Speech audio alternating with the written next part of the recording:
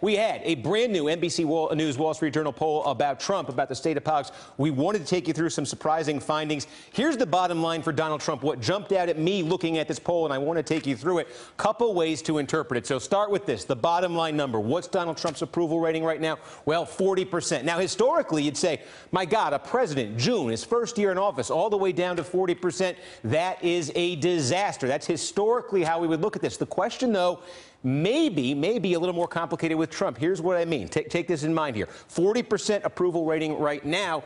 Take a look back during the campaign. This was Election Day last year. This was Gallup.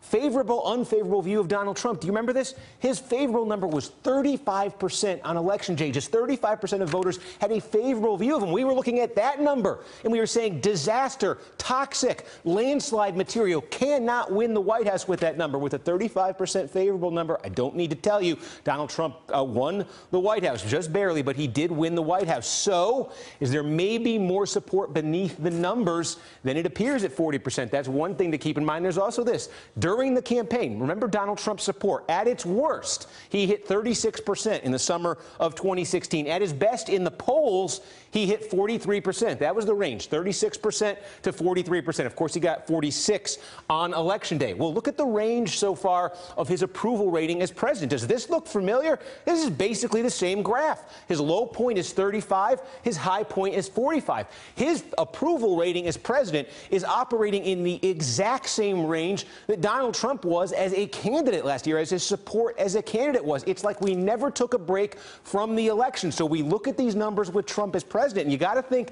this is something the president himself might be thinking about when people tell him, wow, your approval rating is so low, you've got to make changes. He might be thinking back to the campaign, and frankly, some Republicans who doubted him during the campaign might be thinking back to the campaign and saying, we were seeing the same numbers then and we thought it was a disaster, but he ended up winning. It complicates how to think about these Trump poll numbers. A couple other things we can quickly show you. This question of, is he competent? Is he incompetent? Well, 45% say competent, 55% incompetent. Obviously, you don't want that number if you're president, but it is worth noting Barack Obama, the number actually wasn't that much different, speaking to a really deep division in this country. It was 50% competent, 50% incompetent when NBC News surveyed this question a few years ago. And then you ask people this question. All of these problems, all this noise you're hearing about Trump, chaos, crisis, what does it reflect? 42% say it reflects the establishment fighting him. And 50% say it reflects that lack of experience and competence. And you ask people, what is the establishment? Who is the establishment? There's two things they tell you.